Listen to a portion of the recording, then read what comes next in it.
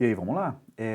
Nessa questão aqui, para a gente relembrar um pouquinho o conceito básico de ímãs, né? Por que que a divisão de um ímã em duas partes resulta em dois novos ímãs com os polos norte e sul próprios? Então, lembra daquela brincadeira? Toda vez que a gente tem um ímã, quebra esse ímã, os dois pedaços que sobra são dois novos ímãs, né? Então, deixa eu até representar essa brincadeira aqui para a gente relembrar essa brincadeira. Então, se eu pegar aqui, por exemplo, né, eu tenho aqui um ímã. Esse ímã aqui, no caso, ele tem um polo norte e um polo sul. Se eu dividir esse ímã na metade, bem na metade propositalmente, né? Se eu quebrar ele aqui, ó, né? Se eu quebrar ele bem aqui no meio, o que acontece com esses dois novos pedaços que eu quebrei? A brincadeira é a seguinte.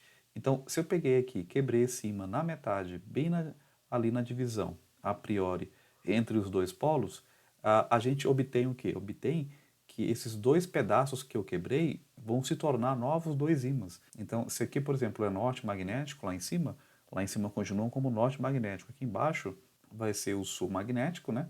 E aqui no caso, ele era o quê? Aqui embaixo era sul e aqui no caso vai ser norte. Ou seja, aonde eu quebrei, ele de fato se tornou dois novos ímãs, tá?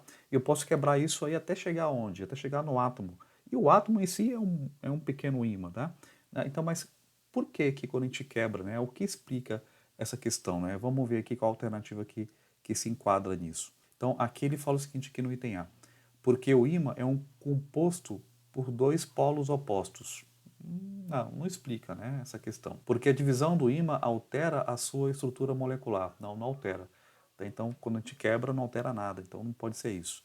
Letra C. Porque os polos de um ímã são inseparáveis. Sim, os polos de um ímã eles são inseparáveis, né? Não tem essa questão, não tem como separar essa brincadeira. Então, aqui no caso, de fato, seria a alternativa C. Mas vamos continuar aqui a brincadeira. Porque o processo de magnetização é irreversível? Não, se eu aquecer um ímã, eu vou bagunçar as moléculas dele internamente, né? O rearranjo ali, no caso, ele vai ter um comprometimento no seu magnetismo, né? Então, não é bem essa também não. Aqui no item E, porque a magnetização ocorre apenas em ímãs inteiros? Não, né? Como assim ímãs inteiros, né? Não faz sentido a gente falar de ímãs inteiros. E só lembrando, né? Por que que ímã é ímã mesmo? Por que que ímã é ímã e por que que isso aqui não é ímã, né? Lembra? Porque o objeto aqui tem partículas ou domínios magnéticos organizados, né? Então, o fato do ímã ser ímã é porque ele tem ali dentro na composição dele as partículas estarem alinhadas, organizadas, tornando o objeto, né, criando um campo magnético em torno dele, potencializando o campo magnético do objeto, tá? Então, aqui de fato seria aqui apenas a alternativa C como resposta. Gostou da explicação? Bom, se gostou, se inscreve aqui no canal que vai ter bastante explicação sobre o tema. Bacana?